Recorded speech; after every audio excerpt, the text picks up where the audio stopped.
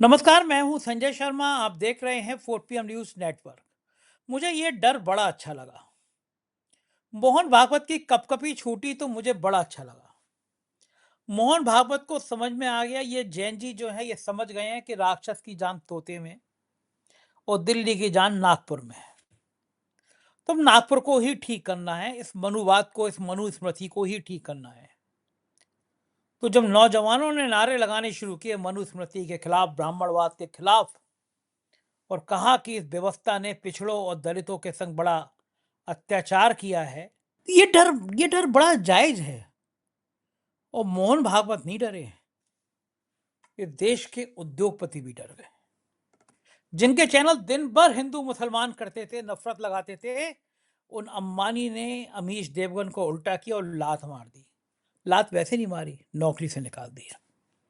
इन नफरती एंकरनियों को समझ में आना चाहिए कि चैनल के मालिक समझ गए कि अब नौजवान गुस्से में अगर हिंदू मुसलमान करते रहे तो फिर नंबर हमारा भी लग जाएगा। अवमेश देवगन की शुरुआत है, नंबर रूप का लियाकत से कि अंजना का शब तक लगना सबका है। अजीब हालत है। एक आईपीएस कह रहा है कि मुसलमान वैसे तो गाय नहीं काटेंगे, लेकिन ऐसा कोई हरामी मुसलमान हुआ तो मैं ठीक करूंगा। ये भाषा है आईपीएस की। इस देश को लग क्या गया, हो क्या गया है। राशिद जही से मैंने बहुत शानदार राजनीतिक मुद्दों पे बातचीत की है। ये नौजवानों के गुस्से को समझने की कोशिश की और ये समझाने की कोशिश करी है, अब चाहे मोदी हो या भागवत या फिर सदन से गायब होते अमित शाह, जिनके सिर पर इस्तीफे की तलवार लटक गई है। डर सबको लगता है, गला सबको सूखता है। चलिए राशिद जहीर के पास चलते हैं। आपसे रिक्वेस्ट है, चैनल को सब्सक्राइब करिए। और हाँ, एक चैनल मैंने बड़े मन से बनाया है, मैं कई बार उसका जिक्र करता हूँ। अभी इसी समय यूट्यूब खोलिए, उस पर जस्ट संजय टाइप करिए। वो मेरा ब्लॉगिंग का चैनल पे बड़े मन से बनाता हूँ। आजकल सिडनी में हूँ, सिडनी के ब्लॉग बना रहा हूँ, परिवार के संग घूमने आया हूँ, बातचीत कर रहा हूँ लोगों से। तो जस्ट संजय को भी अगर आप सब्सक्राइब कर लेंगे और नीचे कमेंट में लिख देंगे कि आपने सब्सक्राइब किया तो मुझे अच्छा लगेगा, और अपनी मेल आईडी भी लिख देंगे तो मैं आपसे मेल से संपर्क भी करूंगा, बातचीत भी करूंगा। चलते हैं राशिद जहीर के पास। राशिद जी, आपसे बातें करके मजा तो आता है मुझे, लेकिन पिछले दिनों जब बातचीत कर रहे हैं तो आपके शेर कम सुनाई पड़ रहे हैं। और मुझे आपसे बातचीत में जब तक आपके दो चार शेर ना हो ना, तब तक बातचीत अधूरी रहती है। तो भैया आज की बातचीत में चूंकि इतने याद है ना, अगर मुझे इतने शेर याद हो तो मेरे जितने दर्शक हैं मेरे और दीवानगी उनकी बढ़ जाए। तो मुझे याद ही नहीं होती हैं। एक लाइन याद होती है, अगली लाइन गायब हो जाती है। एक्टिंग करता हूँ कुछ कुछ मूवी में तो उसके डायलॉग याद करने में ही पसीने छूटते हैं। लेकिन मैंने कहानी पढ़ी थी राशिद, उसमें ये था कि एक राक्षस की जान तोते में थी। लोग बड़ा मारने की कोशिश करते थे, राक्षस मरता ही नहीं था। फिर किसी ने बताया कि भाई ये मरेगा ही नहीं क्योंकि इसकी जान तो तोते में है। तो फिर तोते पे हमला किया गया और राक्षस बिलबिला गया। अब मैं जो कहने जा रहा हूँ उसका इस कहानी से कोई मतलब नहीं है, खामखा भक्त लोग डंडा लेके मुझ पे सवार हो जाएं। बड़े बड़े भक्तों ने कहा कि ये कॉकरोच पार्टी तो तिलचट्टे हैं, हिट करेंगे मर जाएंगे। ये क्या नौजवान, ये जिनको लगता था कि 2014 में भारत आज़ाद हुआ, ऐसी महान सांसद कंगना रनौत ने कहा कि लड़की तो बदचलन है, शराब पीती हैं, नशा करती हैं, करेक्टर ऐसे, जाने क्या क्या लड़कियों के लिए कहा। शराब पीना करेक्टर की निशानी है, ये बात मुझे अभी भी इन भाजपा नेताओं से ही पता चलती है। क्योंकि पुरुष शराब पीता है तो शायद कभी करेक्टर लेस बताया नहीं जाता। मैं खुद ड्रिंक्स लेता हूँ, मैं खुद शराब पीता हूँ, तो मुझे तो कभी ऐसा सर्टिफिकेट लगा नहीं कि भैया शराब पीना कोई गुनाह है। मुझसे एक जने कह रहे थे कि तुम बड़े हिम्मत के संग कह देते हो, लोग पीते हैं तो जिक्र नहीं करते। मैंने उनसे कहा मैं लखनऊ के पत्रकारों में सबसे कम पीने वाला इंसान हूँ, महीने महीने और ड्रिंक्स नहीं लेता हूँ, पार्टी में गया। लेकिन मैं बातें करने में कोई संकोच नहीं करता, क्योंकि मैं चाहता हूँ कि ज़िंदगी में दोहरा चरित्र ना हो। जो आप करते हैं ना उसको आप कहने का हिम्मत रखो, वरना करो ही मत। तो मैं दोहरे चरित्र वाली ज़िंदगी जीता नहीं हूँ। तो साहब कंगना रनौत जी ने लड़कियों के लिए इतना कह दिया, उनको लग रहा था कि ये जैन जी जो हैं ये कुछ कर नहीं पाएंगे। लेकिन चंदा चोरी का ध्यान हटाने के लिए अभिजीत को प्रदर्शन की अनुमति भी दे दी, वरना प्रदर्शन से पहले ही उनकी टांगे वांगे तोड़ दी जाती। लोगों को लगा कि भाई अगर ये थोड़े बहुत छात्र हैं ये क्या करेंगे, धरना देंगे तो चंदा चोरी की खबरें टीवी चैनल से हट जाएंगी। लेकिन पता नहीं था ये छोटी सी चिंगारी एक दिन धर्मेंद्र प्रधान को ले डूबेगी। अब यहां तक तो मामला सही था, लेकिन उस कहानी के पात्र की जगह लोगों ने कहा कि इनकी जान कहाँ है, तो पता चला इनकी जान तो नागपुर में बसती है। तो नौजवान पीढ़ी ने मनुस्मृति को लेकर, मनुवाद को लेकर, ब्राह्मणवाद को लेकर हमला बोला। और मैं तो बहुत पहले से कहता रहता हूं कि भाई ब्राह्मणों का कॉपीराइट है क्या कि हर जगह वही छाएंगे? आरएसएस के चीफ ब्राह्मण क्यों हो? क्या ठेका ले रखा है क्या? पिछड़ा दलित की बात करते हैं तो कोई पिछड़ा या कोई दलित मोहन भागवत की जगह कोई नहीं, दूसरा कोई नहीं क्यों नहीं हो सकता? आज तक संघ में रज्जू भैया को छोड़ दिए जो ठाकुर थे, उसके अलावा हर संघ प्रमुख ब्राह्मण हुआ है। तो जब इस जैन जी ने नवश पे हाथ रखा, तोते पे हाथ रखा, तो सब बिलबिला गए। तोते खुद डर गए। तोते ने कहा कि अगर ये जैन जी का रुख इधर नागपुर की तरफ हो गया, नागपुर में बड़ा प्रदर्शन हो ही गया था, तो मामला खटाई में पड़ जाएगा। तो मोहन भागवत जी ने एक प्रायोजित कार्यक्रम रखवाया। अब संघ छात्रों और नौजवानों से संवाद करने में जुट गया है। और इस कार्यक्रम में मोहन भागवत ने कहा ये जैन जी और उससे नीचे वाली पीढ़ी जो है जैन अल्फा, ये हमसे ज़्यादा ईमानदार है। जिस जैन जी को ये लोग भटका हुआ बता रहे थे, बिगड़ा हुआ बता रहे थे, मोहन भागवत कह रहे हैं ये हमसे ज़्यादा अक्लमंद है, हमें इनसे सीखना चाहिए। प्रधानमंत्री को इन नौजवानों से माफ़ी मांगनी चाहिए कि मुझे माफ़ कर दो बच्चों, मेरे होते हुए तुम पे लाठी चल गई, तुम पे पैलेट गन चल गई, बिहार में AK-47 चल गई, मैं तुम्हारी पेपर लीक रोक नहीं पाया, मैं तुम्हें नौकरी दे नहीं पाया, मुझे माफ़ कर दो। उल्टा वो कह रहे हैं कि मैंने तुम्हें माफ़ कर दिया, जाओ बच्चों जाओ। उल्टा चोर कोतवाल को डांटे। लेकिन आज मुझे मोहन भागवत का डर देखकर अच्छा लगा। मुझे लगा संघ को समझ में आ गया कि ये जो नौजवान पीढ़ी है, ये बहुत ज़्यादा हिंदू मुसलमान में फंसती नहीं है। जैसे तुमने यहाँ मंदिर बनवा दिया, वहाँ मंदिर बनवा दिया, यहाँ मस्जिद तोड़ दी, वहाँ भगवा फहरा दिया। अब ये नौजवान पीढ़ी मुझे ये सब करती हुई दिखाई नहीं दे रही है। मैं नौजवानों से बड़ा संवाद करता हूँ, बच्चों से बड़ा संवाद करता हूँ, मेरे अपने बच्चों को दोस्तों की तरह मानता हूँ, दोस्तों की तरह रहते भी हैं मेरे बच्चे मेरे साथ, और उनके दोस्त भी जितने वो भी सब मेरे संग दोस्तों की तरह रहते हैं, चाहे बेटी के दोस्त हों, बेटी की सहेलियाँ हों या बेटे के दोस्त, सब मुझे दोस्तों की तरह व्यवहार करते हैं, तो मैं उनसे बात करता रहता हूँ। 99.9% लोग, बच्चे, नौजवान पीढ़ी इन सब चीज़ों से नफरत करती है जो आप मंदिर, मस्जिद, हिंदुस्तान, पाकिस्तान, मुसलमान इन पे बहस करते हैं। जरा राशिद तसल्ली से बताओ सोच के, मोहन भागवत का ये जो प्यार उमड़ा है नौजवानों पे, क्या ये डर है? ये क्या इस संकेत इस बात का है कि बात धर्मेंद्र प्रधान पे नहीं रुकेगी, बात अब अमित शाह के इस्तीफे पर ही रुकेगी? और अगर अमित शाह का इस्तीफे की बात हुई तो फिर क्या सरकार बच पाएगी? मोहन भागवत आखिर डरे इतना तो क्यों डरे, क्या लगता है? संजय सर, बिल्कुल आपने नफ्स पर हाथ रख दिया और आपने इनके डर को पहचान लिया। तो वो डर क्यों है, क्या है और क्या हो सकता है, हम कुछ डॉट्स मिलाने की कोशिश करेंगे। लेकिन चूंकि आपने एक शेर की बात कह दी थी तो बहुत एग्जैक्ट तो सिचुएशन पे साबित नहीं होगा, लेकिन वो तोते की जान और ये जो कही आपने, उससे मुझे मैं एकदम सोचने लगा। मैं एकदम, शायरी ऐसी होती है जब मौका होता है तो अपने आप निकल जाता है, लेकिन जब आपका हुक्म होता है तो पूरा का पूरा शरीर के हर ऑर्गन लर्जे में आ जाते हैं। फिर मैं सोचता हूँ सर का हुक्म है। तो एक शायर है पाकिस्तान का, उसने कहा सर कि इश्क का दस्तूर अजीब है मोहसिन, ये इश्क का दस्तूर अजीब है मोहसिन, जो इसको जान लेता है ये उसकी जान लेता है। क्या बात है, क्या बात है भाई, क्या बात है। तो अब एक्चुअली बात ये है कि तोते की जान, जो आप कह रहे तोते में, हुआ ये है कि Modi and Amit Shah and company, ये तो सर अपने पॉलिटिकल सर्वाइवल के लिए परेशान हैं, लेकिन मोहन भागवत और आरएसएस वो किसी और चीज में उनकी जान है। वो जान क्या है?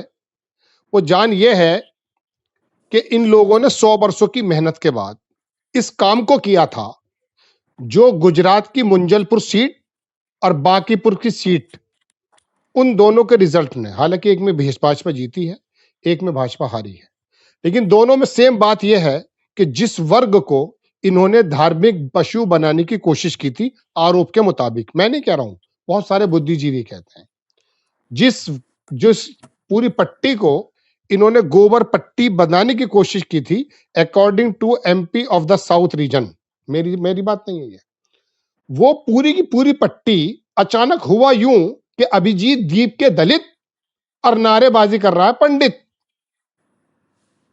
अब तो तुकबंदी भी लगने लगी है, मुझसे माफी चाहूंगा। आपके कहते के साथ ही शायरी की जो बात आपने कही, तो मेरे मुंह से निकला कि अभिजीत द्वीप के तो कर रहा था उसका संचालन, और नारे वहां पंडित और ठाकुर और बनिए लगा रहे थे। बस ये वाला सिनेरियो ही समझ में नहीं आता। They can't digest this type of the feelings. बस उनके समझ में यही बात नहीं आई कि ये क्या हो गया। हम 80-20, 85-15 पे करे हुए थे, ये 85 में ही टुकड़े हो रहे हैं। आपने कहा कि कोई बनाया नहीं उन्होंने अपना कार्य, सरकार ने वहां कोई अपना हेड बनाया नहीं।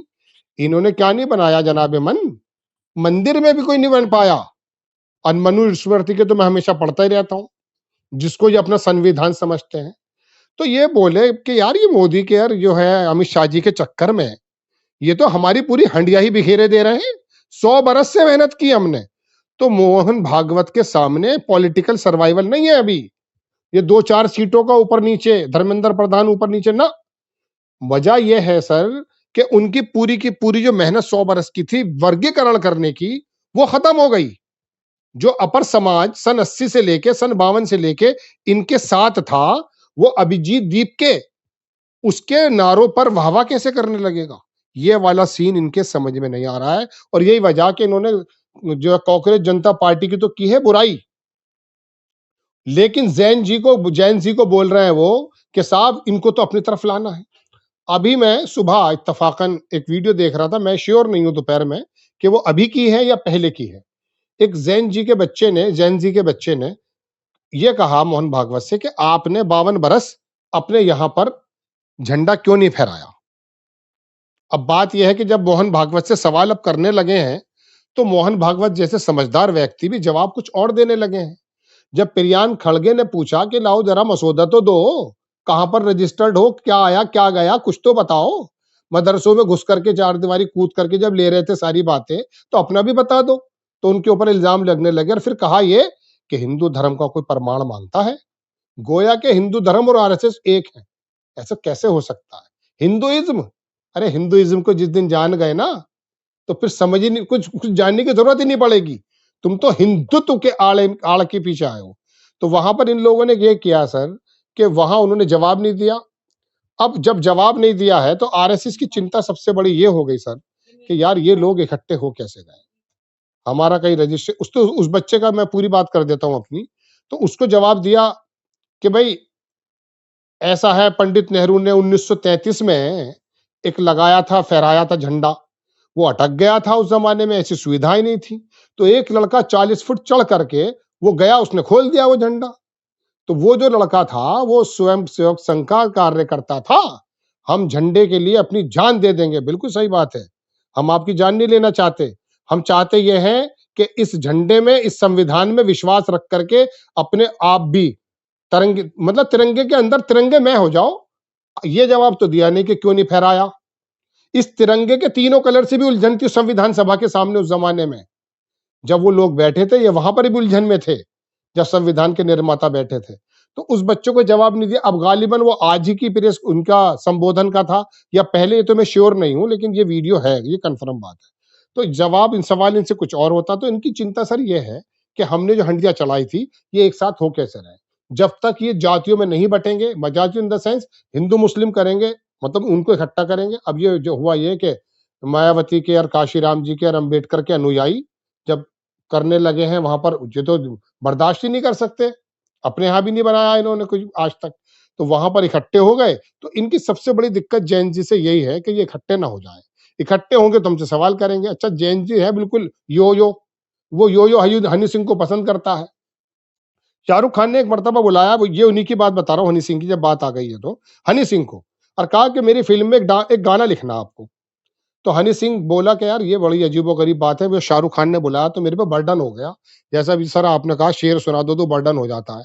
तो वो हुआ यूं कि शाहरुख वो सोचने लगे वो कि शाहरुख खान की पर्सनैलिटी को रख करके उन्होंने सोचा कि नया कैसा क्या क्या गाना लिखूं। उसने फिर सोचा कि मैं हूं हनी सिंह, मुझे शाहरुख खान ने बुलाया है, हनी सिंह को बुलाया है, मैं अपने तरह से कोई काम करूंगा। तो जैन जी को ये कितना भी समझा लें, जैन जी तो अपने हिसाब से बात करेगा, उसकी समझ में नहीं आएगी बात इनकी, चाहे कुछ भी कर लें ये।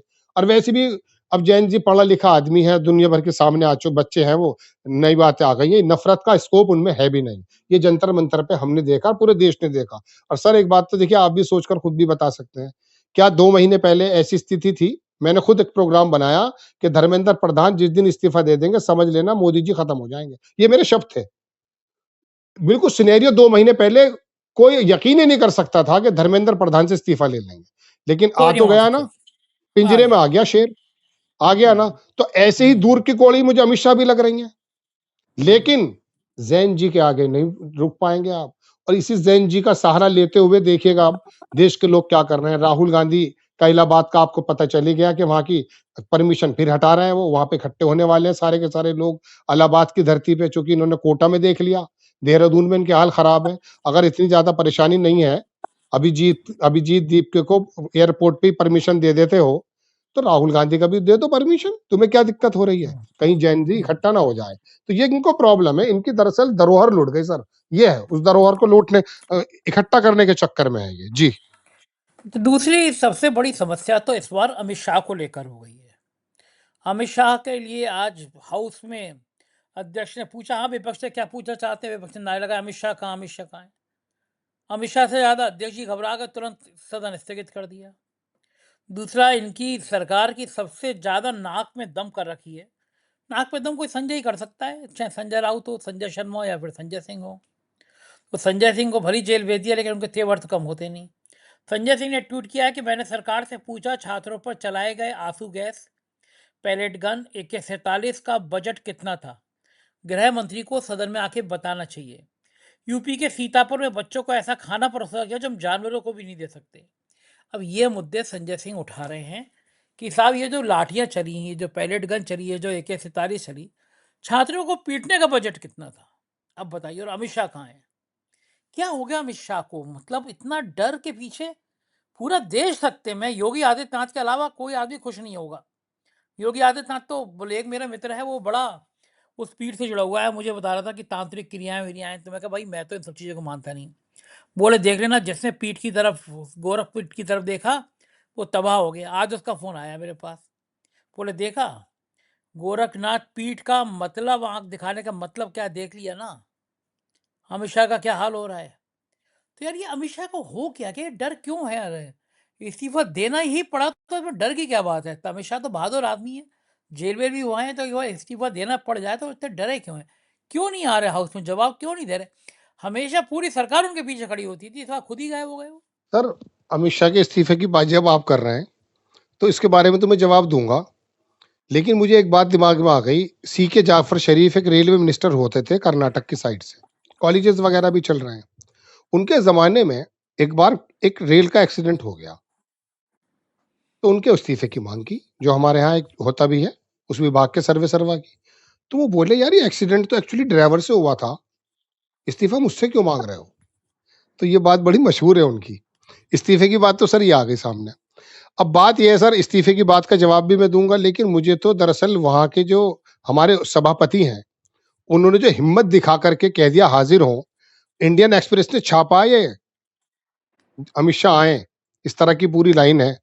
तो कहने का मतलब ये है कि मुझे तो दूसरे ऐसे जगदीप धड़कन धनखड़ धनखड़ दिखाई दे रहे हैं। अमित शाह का तो इस्तीफा हम ले लेंगे, लेकिन इस बीच ऐसा ना हो कि हमारे ये जो उपराष्ट्रपति जी हैं, इनका इस्तीफे की मसला हो जाए, क्योंकि इन्होंने कह दिया ये वो इस जमाने में रजत शर्मा का आया करता था प्रोग्राम, वो फला आदमी हाजिर हो, ये लगाया करते थे, वो अब भी आता है। मुझे तो पुराने वक्त की बात याद है जब TN शेषन और परमहंस चंद्र ये उस जमाने में रजत शर्मा के ऊपर चढ़ गए थे। हालांकि वो हटा दिए हैं रजत शर्मा जी ने, खैर। तो अब बात यह है सर कि इसका इस्तीफा तो हो जाए, लेकिन दुआ ये भी करो कि हमारे राष्ट्रपति उपराष्ट्रपति से कोई इस्तीफा ना मांग ले, क्योंकि उन्होंने अमित शाह को सदन में आने के लिए एक रिक्वेस्ट कर दी है किरण रिजिजू जी से। एक बात तो है। अब अमित शाह की बात आती है सर, हम बराबर क्या, पूरा देश 15 दिन से बात कर रहा है। 20 तारीख से शुरू हुआ है सदन, लगभग आज 5 तारीख है या 6 तारीख है। ये 14-15 दिन की बैठकें हो गई सर, 2-3 बैठकें बची हुई हैं। आखिरकार देश के अंदर 3 लौह पुरुष बताए जा रहे थे। एक तो लौह पुरुष वही थे, वो भी गुजरात से ही थे। फिर लौह पुरुष बताने लगे थे अडवाणी जी को, वो भी गुजरात से थे। और फिर लौह पुरुष बताने लगे इन्हें, तो वो भी स्थिति को फेस कर रहे थे। शानदार काम किया उन्होंने, इसमें कोई दो राय नहीं। अडवाणी जी की कोई भी राजनीति हो, लेकिन जबरदस्त काम था। और हमारे सरदार पटेल को तो पूरी दुनिया ही वाकई उनका लोहा मानती है। उस जमाने में सर, जब ये बंटवारा हुआ है, उनके तो पूरे रोल जानते हैं ना कि उन्होंने किस प्रकार से भव्य भारत को इकट्ठा कर दिया। आज पूरा भारत जो है आपकी नीतियों की वजह से बिखरा हुआ है। झारखंड से लेके नागपुर से लेके अहमदाबाद से लेके इलाहाबाद तक आप गायब हैं। आप कौन से लौह पुरुष हैं? आप तो विविधाओं में से निकला करते थे। तो पूरा सदन पुकार रहा है। अब हद ये कि हमारे उपराष्ट्रपति जी भी कह रहे हैं कि रिक्वेस्ट कर रहे हैं कि उनको बुला लाओ भाई, समय कम बचा है। लेकिन वो अपने काम में लगे हुए हैं। मैंने आपसे कहा था कि वो पॉलिटिकल सर्वाइवल में है। अभी रिजिजू साहब ने राहुल गांधी जी से मुलाकात की है, ये शायद परसों की है मेरे ख्याल से, मैं श्योर नहीं, कल सुबह या परसों। तो उसमें उन्होंने, मैं समझता हूं जो मेरी अक्ल है, कि उन्होंने शायद मसौदा बता दिया कि भाई हमारे पास परिसीमन का कुछ जुगाड़ है, तो प्लीज आप आपका रुख जानने आए। तो मुझे लगता ही है सर कि अब ये बस सिर्फ परिसीमन के समय ही, या वो एफसीआरए का एक बिल लेकर आने वाले हैं, फॉरेन का जो कंट्रीब्यूशन होता है उसका, उस समय शायद वो आए। लेकिन वो सवालों से अभी तक भाग रहे हैं। देश ने पहली बार देखा कि कितना मजबूत नेता, जिसकी एक आंख इधर करी तो चीफ मिनिस्टर इधर हो गया, एक आंख इधर करी तो चीफ मिनिस्टर इधर हो गया। ऐसा मजबूत नेता जो लगने लगा था, और अधिकारियों के अंदर भी रीढ़ की हड्डी में सिहरन दौड़ने लगी थी, वो विपक्ष के लोगों के सवालों से जो है इस टाइम बहुत ज्यादा परेशान है। राहुल गांधी की परमिशन देने में परेशान है। इकट्ठा 4 लोग हो जाए तो अमित शाह जी परेशान है। इतना ज्यादा बेबस देश के गृह मंत्री को, खास करके अमित शाह जी को, हमने तो देखा नहीं। लेकिन अब ये धीरे धीरे स्लोइंग डेथ है। मेडिकल टर्म में एक शब्द इस्तेमाल होता है, स्लोइंग डेथ। कुछ बीमारियां होती हैं, ये जेनजी वाली बीमारी जो स्लोइंग डेथ की तरह चल रही है। मैं नहीं कह रहा हूं कि किसी पॉलिटिकल की, लेकिन सोशल डेथ और पॉलिटिकल डेथ ये हो रही है। धर्मेंद्र प्रधान को भी यही था, क्योंकि धर्मेंद्र प्रधान और अब जो फिलहाल मौजूदा है, सर एक छोटी सी बात और करूंगा, हालांकि इस चीज से इसका ताल्लुक नहीं है, ये शिक्षा मंत्रालय पे आरएसएस बहुत जबरदस्त तरीके से वर्चस्व रखता है शुरुआत से ही, क्योंकि इनको मालूम है कि नई नस्ल की फसल किस तरह से उगानी है। तो सेना के स्कूल भी इनके अंडर में है, मैं उसके बारे में कुछ कहूंगा नहीं। तो इनका शिक्षा मंत्री इनका जरूर होना चाहिए। ये किसी जमाने में केरल में जब मुस्लिम लीग की सरकार हुआ करती थी गठबंधन में, तो उनका एक लॉ बना हुआ था कि 5 मिनिस्टर हमारे होंगे, उसमें से एक वो एजुकेशन मिनिस्टर अपने साथ रखते थे। आरएसएस शुरू से ही स्कूलों की वजह से, तो धर्मेंद्र प्रधान का इस्तीफा भी इतना ही ज्यादा टिपिकल था, क्योंकि वो आरएसएस ही, क्योंकि ये स्कूलों को नहीं छेड़ना चाहते, पाठ्यक्रम चेंज हो गए, सारे जितने भी हमारे फ्रीडम फाइटर्स थे उनके रोल चेंज हो रहे हैं। अब सावरकर को पढ़ाया जाएगा, हो सकता है कल को गॉडसे को भी पढ़ाया जाए, क्योंकि सावरकर को ये वहां तो लेकर आ गए थे। जहां हमारे संसद के प्रांगण में गांधी जी हैं, उसके ठीक सामने ही तो सावरकर बैठे हैं, जो चिढ़ा रहे होंगे उन्हें बैठे हुए। तो ये दरअसल बहुत टिपिकल तो लगता है, मैं बार बार कह रहा हूं, लेकिन टिपिकल 2 महीने पहले धर्मेंद्र प्रधान भी लगता था। सही बात है, अब तो टिपिकल कुछ भी हाँ, असंभव, अब कुछ भी हो सकता है। ये वाकई कुछ भी जो हो सकता आंधी है कि चल शाह रही का है, इस्तीफा इसको भी तो कोई होना कोई बड़ी बात नहीं है। हाँ, कोई ये बड़ी बात नहीं। नौजवानों का जी जी। गुस्सा कुछ भी कर सकता है। अच्छा, उधर उत्तराखंड में कांवड़ियों ने कार तोड़ दी थी, वीडियो वायरल हुआ था, और घटना सही थी, वीडियो सही था, तभी पुलिस ने अरेस्ट भी किया था एक व्यक्ति को। अब वो वीडियो इतना ज़्यादा वायरल हुआ, और जैन जी ने किया, ये कहा कि ये है कांवड़िया, ये पूजा पाठ करने जा रहे हैं। कांवड़ियाँ एक नृत्य हो रहा है, महिला नृत्य कर रही है, ठुमके लगा रही है, कांवड़ियाँ उसके तरफ ठुमके लगा रहे हैं, ये भगवान शिव की पूजा करने जा रहे हैं। जगह जगह हिंसा हो रही है, एक जगह से पुलिस वाले ने कुछ कह दिया, उसको दौड़ा रहे हैं, मारो, गाली दे रहे हैं। लोग दहशत में आ जाते हैं, गाड़ी लेके जाते हैं कांवड़ियों को देखकर। उधर आपके पड़ोस में रामपुर का ही एसपी है शायद, इतना नाकारा एसपी है, कह रहा है कि किसी भी मुसलमान वैसे तो गाय काटेंगे नहीं, लेकिन कोई हरामी होगा, ये शब्द थे, इस भाषा को बोलना नहीं चाहिए, कोई हरामी होगा तो उसे हम ठीक कर देंगे। ये इस प्रदेश के आईपीएस की भाषा है। एक सीओ है अनुज चौधरी, वो गदा लेके चलता है। मैं ये बार बार ये कहता हूँ कि सुप्रीम कोर्ट के जज ऐसे उन्हें घर पे जाते होंगे, खाना खाते होंगे, चाय पीते होंगे, कॉफ़ी पीते होंगे, थोड़ी देर टीवी भी देखते होंगे, थोड़ी देर सोशल मीडिया भी देखते होंगे, तो उन्हें ये दिख रहा होगा कि एक आईपीएस हरामी कह रहा है। ये गाली में देना नहीं चाहिए, लेकिन एक आईपीएस दे रहा है, तो मैं इसलिए इस गाली को रिपीट कर रहा हूँ कि देश के जनमानस को समझ में आ जाए कि इस हद तक ये लोग देश को ले गए हैं कि जहाँ के आईपीएस ऐसी भाषा बोल रहा है, गुंडों, सड़क छाप गुंडों वाली भाषा। वेद प्रकाश उपन्यास शर्मा का उपन्यास आया था वर्दी वाला गुंडा। मैंने सोचा ये गाय काटने वाला मुसलमान हरामी है, तो गाय काटने वाला हिंदू कौन है? बंगाल में जो नए नए मुख्यमंत्री बने हैं, ताज़ा तरीन मुख्यमंत्री बने हैं, जो नोट स्टिंग ऑपरेशन में पकड़े गए थे, मोदी जी खुद उनकी मजाक उड़ाते थे, और अब तो उनके इलाके मुख्यमंत्री बना दिया। उनका स्टिंग ऑपरेशन भी हुआ था।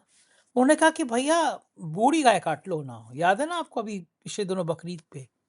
क्योंकि बंगाल में गाय का धंधा करने वाली बहुत बड़ी आबादी हिंदुओं की भी है, जो गाय को बाकायदा पालते हैं, इसलिए क्योंकि वहाँ बंगाल में गाय काटना प्रतिबंधित नहीं है। एक मिनिस्टर हैं, उन्होंने तो ऐलान किया था कि साहब मैं बीफ खाता हूँ। अभी ट्रोल हुए 2 दिन पहले कि खुद ही हाउस चलने नहीं दे रहे किरण रिजिजू साहब। अरुणाचल में बाकी पूर्वोत्तर राज्यों में गाय खाई जाती है, तो वहाँ यमी और यहाँ मम्मी। यहाँ पे आईपीएस कह रहा है हरामी जैसे शब्द इस्तेमाल कर रहा है। भाई मोदी जी बिल क्यों नहीं ले आते कि गाय को काटना इस देश में अपराध है, फांसी की सजा हो जाएगी? एक बिल ले आओ ना। अगर गाय के प्रति इतना प्रेम है, बिल ले आओ। उत्तर प्रदेश के मुख्यमंत्री को कहना चाहिए कि जिस जिले में जिस सड़क पे गाय दिखाई दी, वहाँ के डीएम सस्पेंड हो जाएंगे। गाय अपने डीएम साहब अपने घर पे रखो, बहुत बड़ा घर है, वरना गाय के लिए चारा के बजट बढ़ा दो। अरे भैया चंदा में चोरी कर रहे हो, एक्सप्रेस वे बनाने में धांधली कर रहे हो, तो इसमें भी कर दो। ये भाषा आईपीएस की, सड़क छाप गुंडों वाली, मैं कह रहा हूँ कि सुप्रीम कोर्ट के जज को संज्ञान लेना चाहिए। क्योंकि अगर वर्दी पहनने वाले ऐसे हो गए, गाड़ियों के रंग कावड़ यात्रा के बैनरों से रंगने लगे, एडीजी स्तर के अफसर कावड़ियों पे फूल बरसात करने लगे, उन कावड़ियों पे जिनमें से एक संख्या, मैं सबको नहीं कह रहा, एक बड़ी संख्या इस तरह गुंडों की होती है, कहाँ कानून रह जाएगा? और क्या कि पूरा वायरल हो रहा है, पूरी दुनिया में वायरल हो रहा है, आईपीएस हरामी कह रहा है मुसलमानों को गाली देना फैशन हो गया है। क्या कहेंगे आप? सर वाकई बात तो आपने अपने वक्तव्य में पूरी कर दी। ये तो दर्द है, इस दर्द का कहाँ से मदावा करूं यही सोचा जाता है। लेकिन वाकई जब देश का कोई बंदा परेशान होता है तो उसकी नजर हाई कोर्ट सुप्रीम कोर्ट पे जाती है, क्योंकि इसमें कोई दो राय नहीं है कि आज भी आपको, हमको और कमजोर तबके को किसी भी संस्थान से, किसी भी जगह से जुड़ा हो, जब उसे कुछ वाकई न्याय के और इंसाफ की उम्मीद होती है तो नजर भर के वो देखता तो है, और वहां से कुछ फैसले ऐसे आते भी हैं सर, इस बात को सभी मानेंगे, कि जो वाकई हमारा कभी कभी सीना चौड़ा कर देते हैं। लेकिन उस पर्याप्त मात्रा में हम थोड़ा प्यासे रह जाते हैं जितनी हमें प्यास है, इसमें तो कोई दो राय नहीं है। अब जही रही बात सर प्रशासन की, तो इनकी स्थिति यह है कि 5 मिनट की नमाज इनको सड़क बाधित करती हुई दिखती है, और यहाँ करोड़ों अरबों खरबों रुपए का कारोबार बाधित है। स्कूल, संस्थान, दुकानें सब बंद हैं, है ना। लोग जो हर रोज रोजी रोटी करते हैं रोजाना की, इन पे कोई फर्क नहीं पड़ता है। रोड सारे बंद हैं और इनके होश बिगड़े हुए हैं। और अब अधिकारियों की बात तो यह है कि हम सुनते हैं, मेरे पास कोई प्रमाण तो है नहीं, कि जितनी भी नियुक्तियां हो रही हैं ये कौन कौन सी शाखाओं से होती हैं, कौन कौन से आश्रमों से होती हैं। हमारे पास शुभ होती है, हम सुनते हैं बस कि जी ऐसा होता है। कहते तो ये है कि नहीं, हम, हमारा कोई मतलब नहीं है, हम तो बड़ा सांस्कृतिक कार्यक्रम करते हैं, हमारा तो कुछ है नहीं। लेकिन हर चीज में पेवस्त है, ये हर चीज में पेवस्त है, और ये वजह है कि इन लोगों ने समझ लिया है। लेकिन एक वर्ग जिसकी बात आप कर रहे हैं, मैं उस वक्त मैंने खबर भी बनाई, बल्कि 4 PM ने चलाई थी, वहां वो लेडी थी एक्चुअली, कल कोलकाता में। उसका वो वक्तव्य आया था सर कि जो बूढ़ी हो जाए उसको काट लो। अरे यार, जब तुम माँ बताते हो, माता बताते हो, तो बूढ़ी पर तो और भी ज्यादा वो होती है, मतलब और भी दया होनी चाहिए। ध्यान ध्यान रखना। आप, हाँ, कुछ इस तरह की बात है। तो कहने का मतलब ये है कि ये जो मीट बोर्ड है सर, इसके बारे में थोड़ी सी बात बता दूं कि हिंदुस्तान के अंदर, मैं 2007 का डाटा दूंगा, 2007 से 10 के बीच का। मनमोहन सिंह जी ने एक मीट बोर्ड बनाया था, उसमें एक सरदार जी को उसका चेयरमैन भी बनाया था। और विदेशी करेंसी प्राइवेट सेक्टर में लाने वाला सबसे बड़ा कारोबार दरअसल मीट का एक्सपोर्ट था। तो उन्होंने जब देखा कि विदेशी करेंसी हमारे यहाँ आ रही है प्राइवेट सेक्टर में, तो उन्होंने इसका बोर्ड बना दिया था, और वो बाकायदा बहुत आमदनी होने लगी थी। बल्कि ब्राजील को एक बार हम लोगों ने, मतलब भारत ने पीछे भी कर दिया था। ब्राजील नंबर 1 जो है एक्सपोर्टर है। और सारा जो माल है वो सारा का सारा जाता गुजरात के पोर्ट से। और इससे चंदा लेने वाले महाराष्ट्र के नेता बाकायदा बिल्कुल हैं, जो अलाना करके एक बड़ी कंपनी है, मीट एक्सपोर्टर है वो, वहां से आप चंदा लेते हैं। चंदे में आपको बुराई नहीं, आप कलकत्ता में जाकर के खाएंगे, कोई बुराई नहीं। रिजिजू साहब कहें, एक गोवा के चीफ मिनिस्टर थे, रक्षा मंत्री भी रहे, खुलेआम साहब कहा, आप तो चले गए दुनिया से, तो आपके मंत्री खाएं, आपके मणिपुर में खाएं, सब जगह खाएं, लेकिन उत्तर प्रदेश के अंदर अगर मुसलमान कोई बात कहता है, हम तो, बल्कि मुस्लिमों के एक बहुत बड़े संगठन ने तो उसका कहा अभी कि भाई आप इसको राष्ट्रीय पशु या राष्ट्रीय माता ही घोषित कर दो, उस पर भी लड़ने लगे। जब हम अकॉर्डिंग टू इस्लाम, उनके जो मोहम्मद साहब हैं, उन्होंने एक बात कही है सर, मैं, आप हमारे दर्शक भी जान लेंगे कि मुस्लिमों को भी मैं खास करके ये वो करना चाहता हूं। उन्होंने कहा कि गाय का जो गोश्त है ना वो बीमारी है और गाय का दूध शिफा है, ये इस्लाम के अंदर प्रचलित है। कुछ लोग गांव में कब्जों में करते हैं, कुछ गरीब लोग, तबका लोग। और दूसरी बात, पशुधन करके विनोद दुआ ने किसी जमाने में एक प्रोग्राम बनाया था सर, वो मैंने देखा है। उसके अंदर क्या होता है कि जो गांव के बहुत दबे कुचले लोग हैं, अभी गरीब, अभी गुर्बत देखी कहाँ है इन्होंने, इनको मालूम क्या देश कहाँ कहाँ क्या क्या गुजर रहा है, जहाँ चमड़ा चूस करके अपनी भूख मिटाई जाती है, जानवरों का चमड़ा जो मर जाते हैं। तो वहां पशुधन एक ऐसा होता है कि जो गरीब गुरबा लोग होते हैं, किसान, उसमें वो छोटा सा बछड़ा होता है, बैल होता है, उसको बड़ा बड़ा पाल पोस के बड़ा कर लेते हैं, वो बिक जाता 15-17 हजार का, 20 हजार का बिक जाता था। उसमें कभी छत छत गिर गई, वो लगवा दी, बच्चे की फीस जमा करा दी, बेटी की जो है सगाई में पैसे खर्च कर दिए। उसको पशुधन कहते थे, विनोद दुआ का प्रोग्राम है वो, बहुत शानदार। तो कहने का मतलब ये है कि आपने उसी बंगाल के अंदर वो लोग सड़क पर आ गए, चूंकि बहुत बड़ा विक्रेता उसी वर्ग से है, हिंदू वर्ग से। तो आपको दरअसल तमीज तो है नहीं कि हमारा विदेशी करेंसी आ कहां से रही है, कौन सा कारोबार ऐसा, वरना आप गुजरात के पोर्ट बंद कर दो ना, जब माता दिखती है। लेकिन यहां प्रशासन, और दूसरी बात यह है कि आप देखिए उत्तर प्रदेश के हाल क्या कर दिए हैं। मैं जिस पट्टी पर रहता हूं, पश्चिमी उत्तर प्रदेश की पट्टी, वहां बहुत सारे सिलेट हाउस था, हालांकि टॉपिक हमारा नहीं है ये, लेकिन मैं बता रहा हूं फिर भी कि बहुत जबरदस्त तरीके की इनकम हुआ करती थी। उसको ये मालूम ही नहीं है। मैंने कहा ना कि ये तो भस्मासुर हो चुके हैं ये तो। और दूसरी बात, आखिरी बात अच्छा जो मुझे इंपॉर्टेंट अच्छा। थी सर, एक लाइन और कहूंगा प्लीज, ये बड़ा इंपॉर्टेंट बात थी और मेरे जहन पे अपने आप ही आ रही कई दिनों से। ये फूल फेंक कर ये सोच रहे थे कि कांवड़ के लोग हमें ये समझेंगे कि हम जो है भाई वोट मिलेगी, हम, ये हमारी सरकार है। आप यकीन मानिएगा, इस बार मैं अपने बेटे को ट्यूशन छोड़ने जा रहा था, तो वहां रास्ते में लोगों को मैंने ये कहते हुए सुना, जब रास्ता तंग कर दिया गया है, एक तरफ से आवागमन हो रहा है, तो इन लोगों ने वो बदतमीजी कर रखी, कुछ वर्ग ने, वो लोग, वो सब अपनी आंखों से देख रहे हैं। जैन जी वैसे भी अपने घर पे जाके बता रहा अपने माता पिता को, ये कांवड़ की यात्रा इस समय एक बैड इंपैक्ट छोड़ रही है इंप्रेशन के रूप में। जो लोग पहले इस बात को सोचा करते थे धार्मिक काम है, वो इन परेशानियों से वो खुद भी दो चार हैं। तो इस बार हो सकता है ये यात्रा इनको और ज्यादा नुकसान पहुंचा दिया जाए। जी बिल्कुल ठीक कह रहे हैं। और एक बड़ी मज़ेदार बात तो ये है कि अकेले मोहन भागवत नहीं डरे। ये गोदी मीडिया के एंकरनियाँ जो दिन भर हिंदू मुसलमान करते थे, मुसलमान पाकिस्तान करते थे, ये तो स्टूडियो में बैठ के पंचायत करते थे। और इनके रिपोर्टर तो फील्ड में गए, किसी के कपड़े फटे, किसी की पिटाई हुई। तो ये मालिक समझ गए कि अगर इन नफरती चिंटुओं को बिठाया गया तो हमारा धंधे पे असर पड़ जाएगा। और गुजरात के उद्योगपति तो बहुत तेज हैं, वो बहुत तेजी से समझते हैं।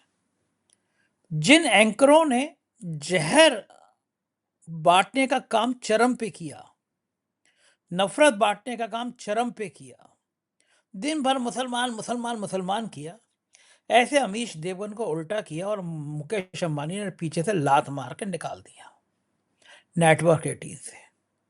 तो इन पत्रकारों को समझ आनी चाहिए। एक दूरदर्शन का अशोक श्रीवास्तव है जिसकी पिटाई कर दी थी लोगों ने घुस के हाउस में, उनके पिताजी के कारनामे तक सामने आ गए हैं। ऐसे नफरती चिंटुओं को अब अमीश देवगन का चेहरा सामने रख के ये देख लेना चाहिए कि मालिक को समझ में आ गया कि जैन जी अब गुस्से में हैं। तो अगर स्टूडियो में ये चोपड़ा, देवगन, रूप का लियाकत, अंजना ओम कश्यप, सुधीर चौधरी, हिम्मत नहीं पड़ी किसी की ये जंतर मंतर के किलोमीटर के आसपास गाड़ी घुमा रहे हैं, कितने का ना लेके घूमते हो।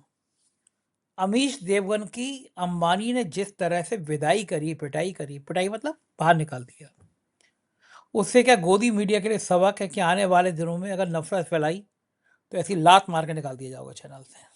बिल्कुल सही बात है सर। उन लोगों को मालूम है कि एक्चुअली चैनल की जो थोड़ी बहुत लोकप्रियता थी या लोग देख लिया करते थे शाम के समय, टीवी चलाने की एक आदत होती है। ऐसी अखबार पढ़ने की भी आदत होती है बहुत से लोगों की। मैं माफ़ी चाहूँगा, वो शब्दों को तो इस्तेमाल नहीं करूँगा, लेकिन बहुत सारे लोग हमें ऐसे मिले हैं, जो शौचालय नहीं जा सकते थे अगर अखबार नहीं आया। तो उनकी एक आदत बन गई थी, तो टीवी की भी एक आदत बन गई थी, ऐसा खुश होके नहीं देखते थे। लेकिन जब इस टीवी ने वाक़ई इस लोगों को वाक़ई एक ज़ॉम्बी बनाने का काम किया है, तो सर ये इन लोगों को नफ़रत करते हैं। वरना रवीश कुमार कोई खाला का लड़का थोड़ी था, जब ओखला पहुँचा है तो वहाँ जाकर के कमाल कर दिया। सर वो सीन तो देखिए सर, आपके साथ भी हुए हैं, कभी-कभी सर हमारे साथ भी हो जाते हैं। आप यकीन मानिएगा, 4 पीएम की आईडी लेके मैं एक जगह चला गया, अखिलेश यादव जी के विधायक हैं, वो बेचारे उस पे बैठे थे अनशन पर। तो मैं दूर से, तो वो देख रहे, तो मुझे लोगों ने अपने आप आगे कर दिया मेरी आईडी देख करके, क्योंकि वो भूखे लेटे हुए थे और विधायक जी भी है मौजूद। तो वो देख रहे हैं, उन्होंने इशारा करा कि यार वो 4 पीएम की आईडी लेके खड़ा है, सांवला सा आदमी से बुला लो अंदर।